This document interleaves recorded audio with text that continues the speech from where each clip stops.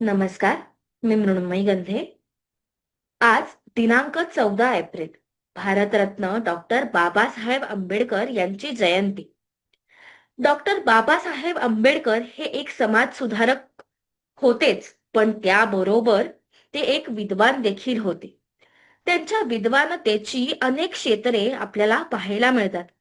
आधुनिक भारतात असे कोणतेही क्षेत्र नसेल ज्यामध्ये आपल्याला बाबासाहेबांचे कार्य पाहायला मिळणार नाही.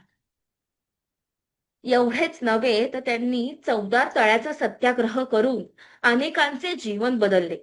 अस्पृश्यतेच्या नावाखाली दडपला गेलेल्या समाजाला त्यांनी न्याय मिळवून दिला. याच सगळ्याबरोबर ते एक पुस्तक प्रेमी देखील होते. एकदा डॉक्टर बाबासाहेब आंबेडकर परदेशातून परत आले.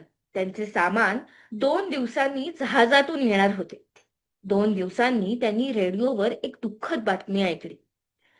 त्यांचे सामान घेऊन येणाऱ्या जहाजाचा अपघात झाला होता. त्यांना त्यांचे कपडे, त्यांचे बॅगा गेल्याचे दुःख मुळीच नव्हते. तर त्यांची पुस्तकं, ती पण दुर्मिळ पुस्तकं गेल्याचे त्यांना अतिशय वाईट वाटले. अशा या पुस्तक प्रेमी आणि भारतरत्न सन्मानित नेत्याला थोर सराव.